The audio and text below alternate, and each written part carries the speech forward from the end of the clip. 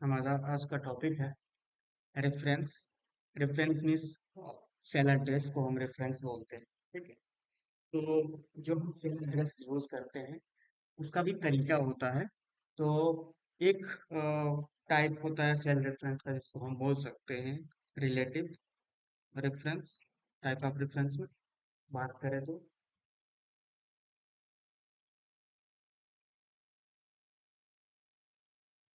Relative reference, then absolute reference,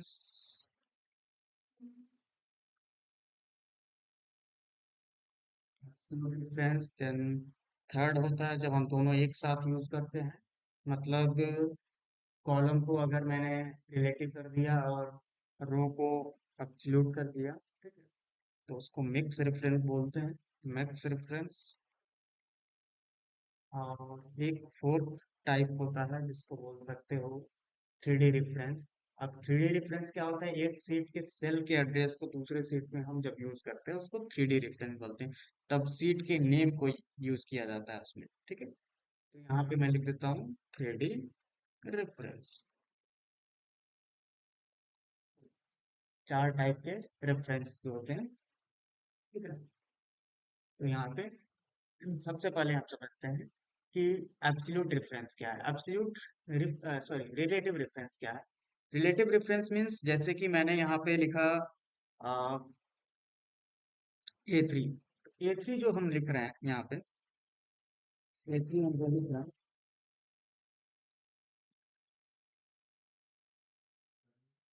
हैं बाद में कर।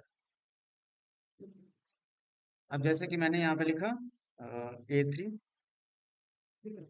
ए थ्री जो हमने डिफाइन किया, तो ए थ्री एक तरह से क्या है, किस तरह का रेफरेंस है? रिलेटिव। रिलेटिव का मतलब कि हम अगर इसको रो वाइज स्क्रॉल करें, ड्रैग करें, ऑटो फिल करें, तो क्या होता है वो ए थ्री से इस तरीके से होता है जैसे कि मैं इस समय इसमें हूँ, ए टू में हूँ।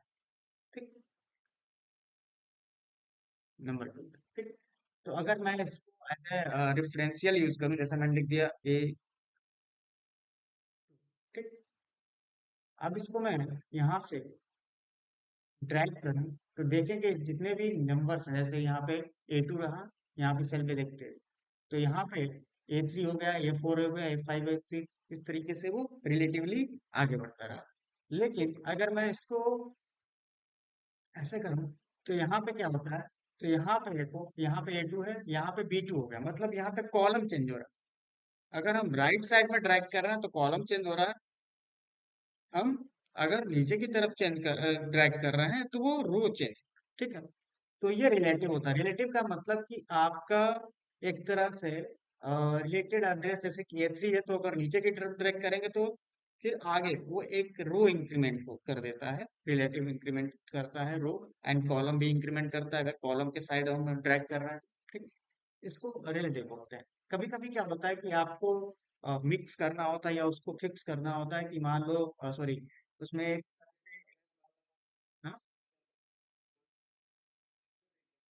हाँ, रिलेट करके आगे बढ़े, रिलेट करके आगे बढ़े। जैसे कि मान लो अगर मैं ए टू कर रहा हूँ उसको ड्रैग करूंगा तो वो ए थ्री हो जाएगा। रिलेटेड एड्रेस है। एब्सोल्यूट का मतलब वो फिक्स स्टैटिक एड्रेस। तो यहाँ पे हम बात कर रहे हैं, जैसे कि अगर मैंने लिखा डॉलर ए मैंने लिख दिया, एंड डॉलर टू लिख दिया, तो यहाँ पे कॉलम भी फिक्स हो गया और रो नंबर भी फिक्स हो गया। मतलब दोनों के सामने डॉलर लगा देंगे तो ये तरीका होता है कि आप उसको फिक्स कर लिया आपने। ठीक है। जैसे कि अगर मैंने यहाँ पे इस सेल को कॉल किया, तो मैंने लिखा यहाँ पे इक्वल बी टू। ठीक है। अब मैं इसको ड्रैग करूँ तो आगे के चीजें मुझे दिखेंगी, आगे रिलेटिव एड्रेस के थ्रू। लेकिन अगर मैंने इसको एब्सोल्यूट कर दिया, सेलेक्ट किया और F4 प्रेस करेंगे, तो ये किसमें हो जाएगा? एब्सोल्यूट में कन्वर्ट कर। ठीक। अब मैं इसको ड्रैग करूं तो सब में क्या मुझे मिलेगा? रिलेटिव। ठीक। वो चेंज नहीं होगा। समझ गए? वो फिक्स हो जाएगा, चेंज नहीं होगा। अब मैं इधर भी ड्रैग करूंगा तब भी क्या होगा? वो रिलेटिव रेफरेंस ही आएगा, क्योंकि दोनों फिक्स हो गया है ना, कॉलम भी फिक्स हो गया, रो भी फिक्स हो गया। ठीक है। फिर उसके बाद क्या होता है? Mix reference. मिक्स रेफरेंस क्या होता है कि जब हम डॉलर और रिलेटिव दोनों यूज करते हैं, जैसे कि मान लो हमने कॉलम को हमने फिक्स नहीं किया, जैसे मैंने लिख दिया ए और $2 लिख दिया, मतलब ऐसा भी लिख सकते हैं। ए रिलेटिव हो गया और जो रो नंबर है वो क्या है, आपका एब्सोल्यूट हो गया, ठीक है। अब इसको हम डिफाइन करें, अब उसकी जगह पे जैसे कि मैंने यहाँ पे यहाँ से डॉलर हटा दिया कॉलम से, या आप कहीं से भी हटा सकते हो, रो नंबर से भी हटा सकते हो, मतलब एक को रिलेटिव कर दिया कॉलम। अब जैसे कि अब यहाँ पे मैं ड्रैग करूँ तो देखो यहाँ पे क्या आ रहा है, इसका डेटा आ गया C3 C2, तो ये देखो C2 और यहाँ पे B2, मतलब यहाँ पे केवल क्या चेंज हो रहा है, कॉलम नंबर चेंज। तो मैं नीचे की तरफ ड्रैग करूँ तो रिलेटिव रेफरेंस, रो फिक्स है, ठीक, और कॉलम भी जो फिक्स है तो वही डेटा आएगा। तो रो फिक्स है तो वो आगे बढ़ेगा नहीं। तो ये इस तरह के रेफरेंस को हम क्या बोलते हैं, मिक्स रेफरेंस बोलते हैं, मिक्स करके यूज कर रहे हैं। 3D रेफरेंस क्या होता है, मान लो आपके पास एक और सीट है, सीट, ठीक, ये सीट 2 है, ठीक है, और हमारे पास एक डेटा है यहाँ पे, और डेटा किसमें है, B2, B2 में है, ठीक है। तो इस B2 डेटा को यहाँ पर आपको गेट करना है, ठीक। तो लिखा जाता है इक्वल, और उसके बाद सीट का नाम जैसे मैंने लिख दिया सीट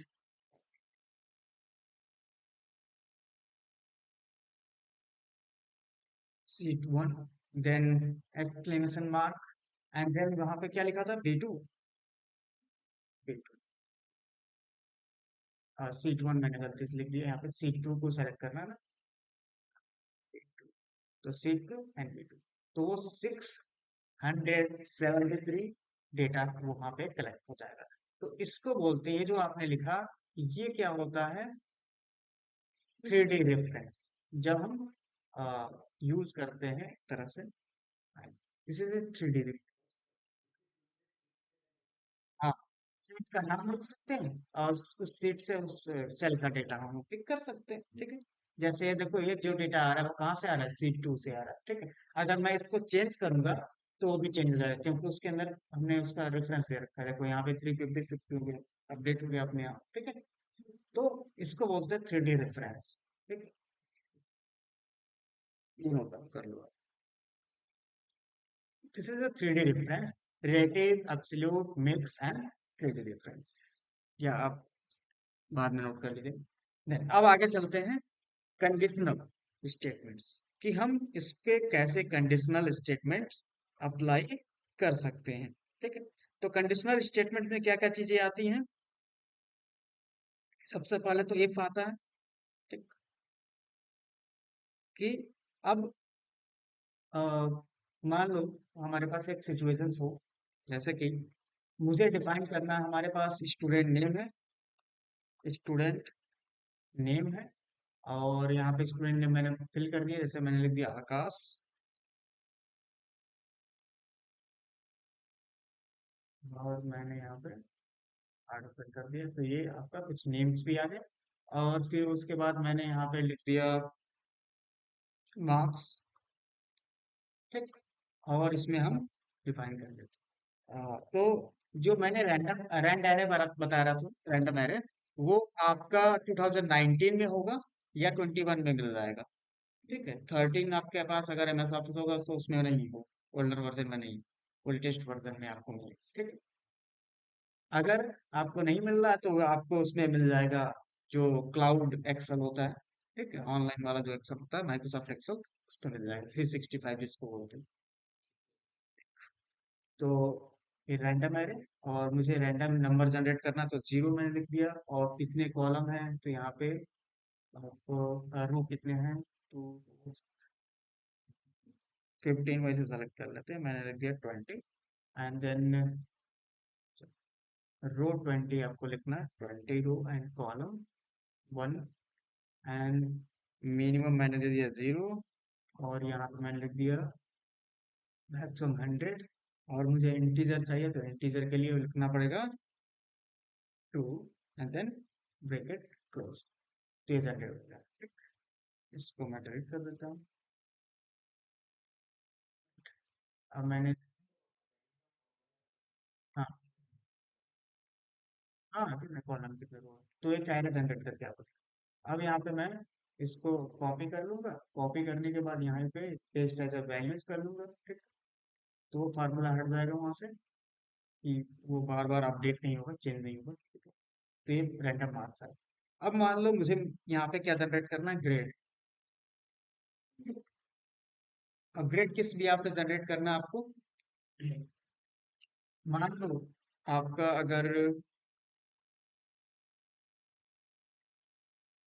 लेस देन 40 हो, तो क्या हो रहा है, फेल। Less than 40 fail. अगर आपका लेस देन 50 है, तो मैंने कहा सी ग्रेड, ओके, लिख करके आ जाए। अगर लेस देन 60 है, तो बी, एंड लेस देन 70 है, तो बी प्लस, और लेस देन 80 है, तो ए, ठीक। और लेस देन इक्वल 100 है, तो ए प्लस, ठीक। तो ये हमने जनरेट किया, मतलब ये रेंज होगा और इसके भी आप पे ही अपने आप जनरेट होगा, ठीक, कंडीशन, ठीक है। तो उसके लिए हमको क्या करना होगा, देखो यहाँ पे इफ कंडीशंस होगा, तो इफ कंडीशंस या इफ फंक्शन क्या करता है, सबसे पहले हम समझे। तो अगर हम इफ कंडीशन लगाना चाहते हैं, तो इक्वल इफ लिखा जाता है, और इफ के अंदर देखो यहाँ पे लॉजिकल टेस्ट लिखा जाता है। लॉजिकल टेस्ट मतलब कि आप उस वैल्यू को क्या कंपेयर करना चाहते हो, उसके आप डिफाइन करोगे। तो सबसे पहले मैंने लिखा यहाँ पे, सेल को सेलेक्ट किया, इसको मुझे सेलेक्ट करना है F3 को, और मैंने कहा F3 अगर लेस देन क्या होगा, 40। तो लेस देन 40 मीन्स फेल होगा, ठीक। तो अगर ये कंडीशन मैच कर रहा है, तो मुझे आउटपुट क्या चाहिए, तो मैंने लिख दिया यहाँ पे, मुझे आउटपुट चाहिए फेल मैसेज, ठीक है। देन अदरवाइज जो मेरा कंडीशन है, मैंने कहा कि अगर फॉल्स होता है कंडीशन, तो फिर मैं इफ कंडीशन फिर दोबारा लगा, फिर से, हाँ। तो मैंने कहा कि इफ, तो इफ कंडीशन मैंने फिर दोबारा लगाया, और मैंने कहा कि भाई आपका जो F3 है, ठीक, अगर लेस देन क्या है, 60, 50 था, लेस देन 50 है, तो क्या होगा, सी ग्रेड, ठीक। फिर अगर नहीं है, तो फिर दूसरा कंडीशन F3 लेस देन 60 है, तो क्या होगा,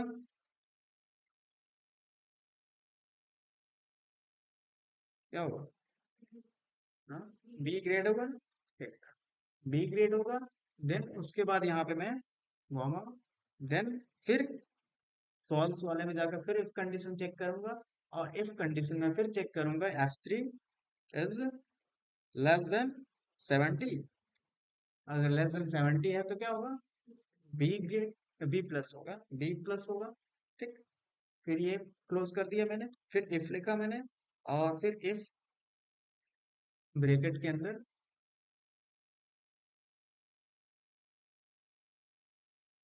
ब्रैकेट के अंदर F3 लेस देन 80। तो लेस देन 80 अगर होगा, तो क्या होगा, ए ग्रेड हो जाएगा, फिर कोटेशन क्लोज, फिर इफ कंडीशन, फिर कॉमा के बाद, फिर इफ के अंदर मैंने डिफाइन किया यहाँ पे, अब लॉजिकल टेस्ट, तो लॉजिकल टेस्ट मैंने लिख दिया F3 लेस देन 80, तो हो गया लेस देन और इक्वल टू 100 में, 100, क्योंकि 100 हो सकता है एग्जैक्ट, ठीक। तो यहाँ पे मैंने लिख दिया कॉमा, एंड देन उसके बाद वैल्यू मैंने लिख दिया कि क्या वैल्यू डिफाइन करना है, तो मैंने यहाँ पे लिख दिया क्या, ए प्लस ब्रैकेट क्लोज, ये वाला ब्रैकेट क्लोज, ये और ये रेड वाला, ठीक। और लास्ट में जो वाला है वो close, ठीक है। सारे ब्रैकेट क्लोज करने पड़ेंगे। देन ब्रैकेट क्लोज कर दिया मैंने। अब देखो क्या लिख करके आ गया, बी ग्रेड। तो बी ग्रेड क्या है, मतलब लेस देन 50 रहेगा, तो क्या होगा, तो लेस देन 60 है, तो ये 51 क्या है, इस रेंज में है, लेस देन 50 और 50 से अबव और 60 के बीच में है ये रेंज, तो आपका क्या होगा आपका, क्लियर। 50 से 60 के बीच में होगा तो बी ग्रेड होगा, 60 से 70 के बीच में बी प्लस होगा। अब यहाँ पे इसको हम ऑटो फिल कर देते हैं, तो सबका ग्रेड जनरेट हो जाएगा, दिस इज कंडीशनल। देखिए मोस्टली क्या ये फेल हो गया, ये फेल। जैसे ही मैं इसका नंबर इंक्रीज करता हूँ, जैसे मैंने लिख दिया मैं 58 बी, और जैसे मैंने इसे लिख दिया 78, ए ग्रेड हो गया।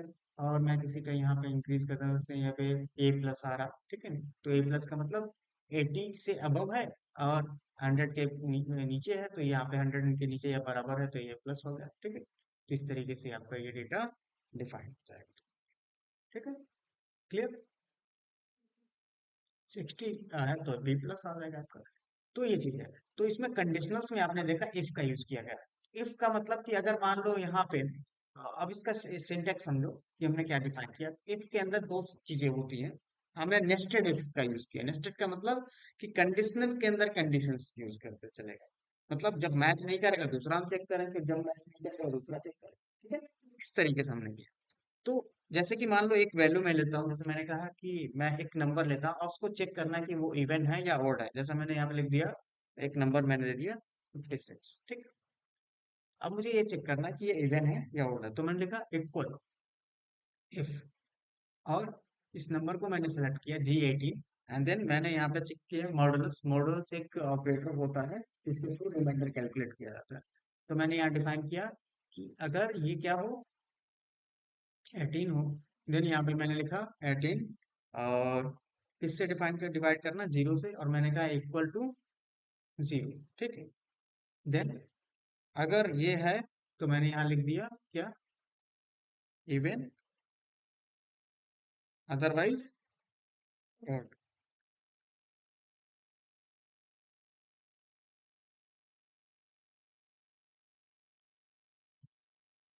यहाँ पे डबल इक्वल होगा। एक फंक्शन और आता है जिसको बोलते हैं मोड। तो यहाँ पे लिखेंगे मोड। तो मोड फंक्शन क्या कर, return a remainder after number is divided by division. तो यहाँ पे मोड लिखूंगा और मोड में ये दे दिया, और फिर मैंने ये डिवीजर दे दिया 2, और मैंने लिख दिया इक्वल टू 0, ठीक। तो मोड फंक्शन यूज कर सकते हो। मोड मेरे ख्याल से ऑपरेटर वर्क नहीं कर रहा वहां पे। तो मोड फंक्शन होता है जो मॉड्यूलस का ही काम करता है, ठीक है, रिमाइंडर कैलकुलेट करता है। तो इफ के अंदर मोड फंक्शन, तो मोड मैंने कहा कि भाई पहले इस नंबर को 2 से डिवाइड करो, और जितना रिमाइंडर अगर जीरो आता है, रिमाइंडर इक्वल अगर जीरो आता है तो इवन, अदरवाइज क्या मैसेज आएगा, ओड, ठीक। तो अब बस यहाँ पे केवल नंबर मैं चेंज करूंगा तो वो आपको बता देगा कि वो इवन है या एट 79 क्या है। और जैसे मैंने यहाँ पे 12 लिखा इवन, तो वो खुद डिवाइड करके बता देगा कि ये इवन है या ऑड। तो ये इफ कंडीशन होता है। तो इफ में दो पार्ट्स होते हैं, एक कंडीशन पैरामीटर, ठीक है, जिसमें हम कंडीशन कंपैरिजन करते हैं किसी नंबर को, ठीक, कंपेयर करते हैं। और दूसरा पैरामीटर होता है कि वैल्यू इफ ट्रू, अगर ये कंडीशन ट्रू होता है तो ये आपको आउटपुट में मिलेगा, ठीक। अदरवाइज अगर फॉल्स होता है, वैल्यू इफ फॉल्स, अगर वैल्यू ये वैल्यू फॉल्स होती है तो क्या होता है, ये मिलेगा। तो हम जब कंपेयर करते हैं किसी चीज को, लेस देन, ग्रेटर देन या इक्वल टू चेक कर रहे हैं, तो उससे रिजल्ट जो मिलता है वो ट्रू और फॉल्स मिलता है।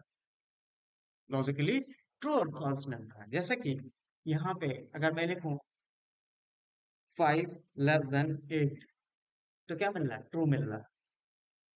मतलब कि कभी कंपैरिजन करते हैं तो हमको ट्रू या फॉल्स रिजल्ट मिलता है। इस तरह के कंपैरिजन कंडीशन बोला जाता है।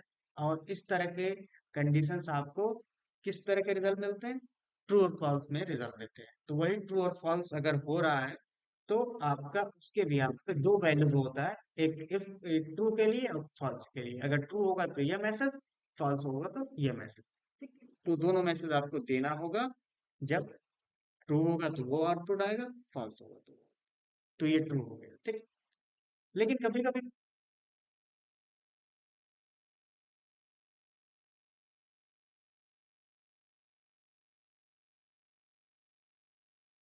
इसके लिए आपको मैथमेटिकल स्ट्रांग होना चाहिए। क्यों ऐसा मैं बोल रहा हूँ कि ट्रू, पहला ट्रू वाला होता है, दूसरा फॉल्स वाला होता है, पहले इसमें ये फिक्स होता है। हाँ, अब उसी हिसाब से कंडीशन भी लगा, ठीक। तो मैंने इक्वल टू जीरो लिखा, तो इक्वल टू जीरो का मतलब इवन वाला, मैच हुआ तो इवन हुआ, तो इसीलिए पहला मैसेज इवेंट का मैंने लिखा, ठीक है। और दूसरा मैसेज इसलिए और लिखा क्योंकि उस कंडीशन के हिसाब से जो फॉल्स होगा वही ऑड होगा, तो इसलिए मैंने फॉल्स वाले में, सेकंड वाले में मैसेज ऑड लिखा हुआ, ठीक है। तो कंडीशन के हिसाब से मैसेज सेट करते हैं। अगर कंडीशन आपने नॉट इक्वल जीरो लिखा होता तो इसका मतलब क्या ना, ऑड वाला पहले लिखना पड़ता और इवन वाला बाद में लिखना, ठीक है। तो कंडीशन तब रिवर्स हो रहा था, तो उसको हम ऑड को पहले प्लेस करते और इवन को बाद में प्लेस करते। कंडीशन कंडीशन जैसा रहेगा उसके इस अकॉर्डिंग रहेगा, क्योंकि मान लो आपका कंडीशन अगर ट्रू फॉल्स हो रहा है तब इवन माना जा रहा है, तो इवन को हम सेकंड में रखेंगे, सेकंड पोजीशन पे रखेंगे इवन मैसेज को, ठीक है। तो अब वो भी दिखा देता हूँ कि अगर मान लो यही आपका फार्मूला है और इस फार्मूले को मैंने यहाँ पे कॉपी किया, अब इस फार्मूले को मैंने यहाँ पे फिर इस कर दिया, ठीक है। तो मैंने यहाँ पे कंडीशन दे दिया क्या, नॉट इक्वल जी, नॉट इक्वल का ये होता है सिंबल, नॉट इक्वल का ऐसा लिख देना, greater than, less than, greater than, ठीक है। दिस इज नॉट इक्वल, ठीक है। तो यहाँ पे जैसे इंटर प्रेस करेंगे देखो ऑड आ रहा है, मतलब इवन है लेकिन ऑड आ रहा है, उल्टा आ रहा है, ठीक। तो इसके लिए क्या करना पड़ेगा, अब इसको यहाँ पे सेट करो, इसको यहाँ पे सेट करो, ठीक।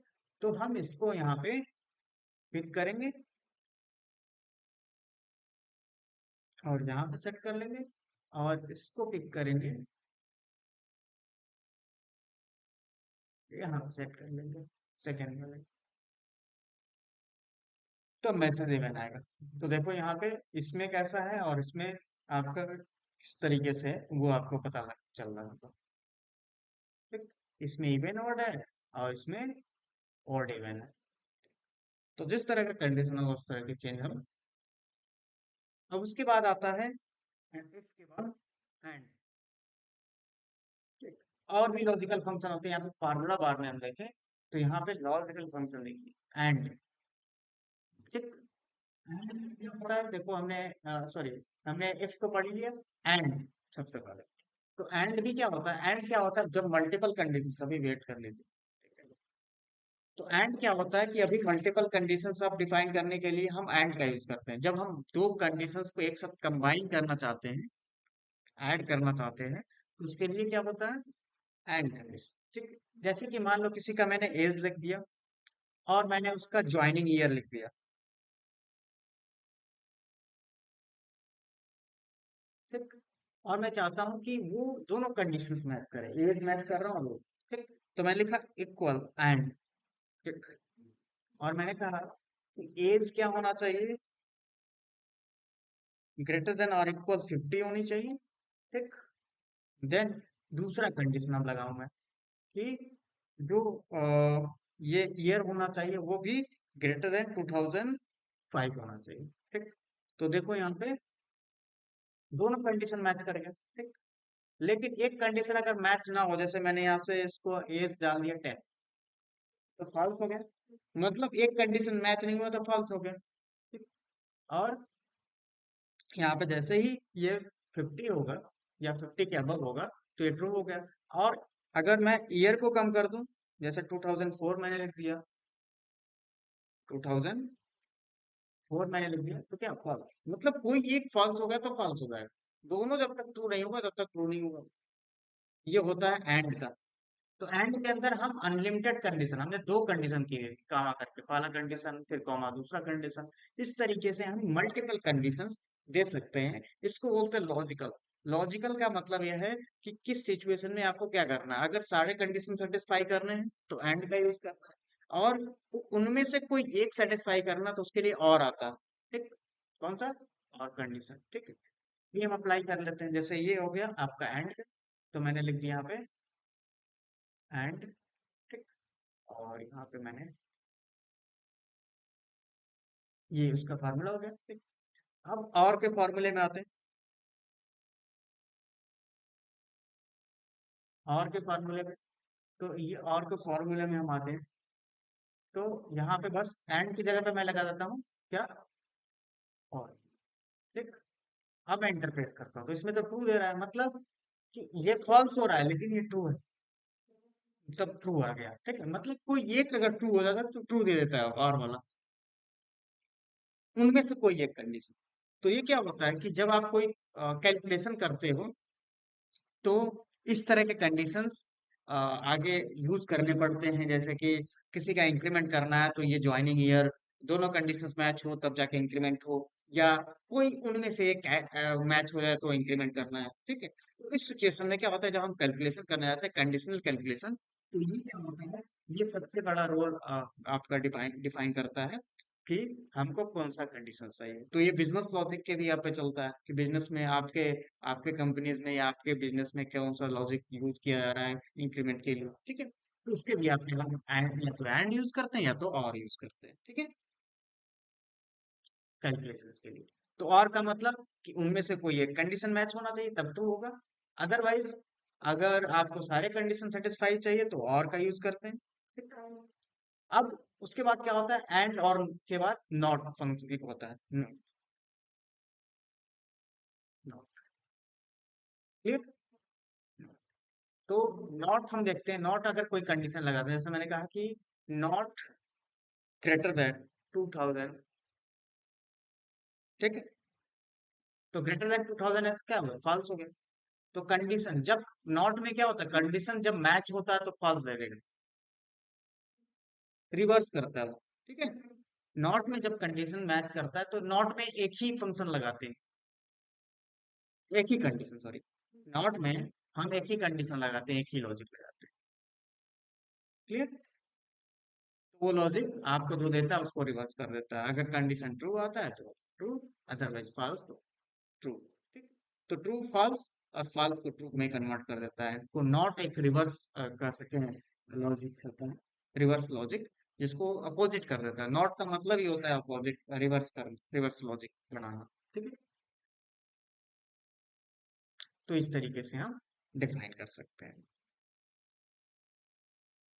तो ये हो गया आपका not, this is not, not function, ठीक है। तो ये नॉट हो गया, तो एंड और नॉट हमने डिफाइन किया। और भी कंडीशनल फंक्शंस हम पढ़ेंगे कल नेक्स्ट क्लास में, जिसको कंडीशनल पार्ट 2 बोल सकते हो। तो ये सबसे इम्पोर्टेंट था आपका इफ। उसके बाद ये भी मिक्स करके हम इफ के साथ यूज कर सकते हैं एंड का, कि हम इफ में हम दो कंडीशन एक साथ यूज करना चाहते हैं तो इफ के अंदर हम एंड का भी यूज कर सकते हैं, ठीक है। तो वो डिपेंड करता है सिचुएशन में, तो इसके अंदर हमें एक ही कंडीशन चेक करना था कि अगर ये नहीं मैच हो तो दूसरा चेक करना, एक साथ दो मैच नहीं करना था, ठीक है। तो ये चीजें थी, तो ये से भी हम अप्लाई कर सकते हैं, ठीक है। तो इतना रन देते हैं, हमने रेफरेंसेस पढ़े, रेफरेंसेस के बाद हमने इफ कंडीशंस पढ़े, इफ कंडीशन में मैंने ये आपको फार्मूला डिफाइन किया, ये फार्मूला रहा, ठीक है। तो देखो यहाँ पे फार्मूला पहले हमने अ, यहाँ से स्टार्ट हुआ और एक एक कंडीशन आप चेक करते चले गए, ठीक। और लास्ट में हमको जो वैल्यू हमको देना था, ठीक है। अगर मान लो यहाँ पे मैंने दे दिया 400, तो क्या फॉल्स, फॉल्स का मतलब कि वो कंडीशन मैंने दिया ही नहीं, उसको भी देना हो तो हम तब जाके देंगे, तब जाके होगा, मतलब ये आपका कंडीशन के भी आप मैच नहीं कर रहा, आउटपुट नहीं मिलेगा उसका, ठीक है। तो वो भी कंडीशन आपको देना पड़ेगा, क्लियर, हर एक सिचुएशन। तो वो सिचुएशन हमने नहीं दिया, केवल जो रेंज था उसी को सेट किया हुआ है, ठीक है। वैलिडेट नहीं किया, मतलब इनवैलिड मार्क्स या इनवैलिड मार्क्स ऐसे कुछ नहीं अप्लाई किया है कि वो अगर उस रेंज में ना आए तो इनवैलिड, तो वो भी आप अप्लाई कर सकते हो। पहले रेंज सेलेक्ट कर लो कि भाई आपका वो 0 से 100 के बीच में है, तभी जा करके क्या है वो वैलिड मार्क्स है या नहीं, तो इसको भी हम सेट कर सकते हैं कैसे, तो यहाँ पे मैंने डिफाइन किया है, ठीक। और इफ के अंदर मैंने एक कंडीशन लगा दिया, क्या लिखा, ये सेलेक्ट कर लिया, और मैंने कहा कि less than sorry, less than है, ग्रेटर देन और इक्वल जीरो। रेंज चेक करने के लिए ये लिखते हैं ना, ग्रेटर देन और इक्वल जीरो। ठीक। और ऐसे भी लिख सकते हो, एंड मैंने लिख दिया क्या, एंड। ठीक। दोनों कंडीशन मैच होना चाहिए, मतलब कि जो नंबर है ग्रेटर देन और इक्वल टू जीरो, और उसके साथ साथ क्या होना चाहिए, लेस देन और इक्वल टू 100। इसका मतलब क्या, 0 से 100 के बीच में। ठीक है।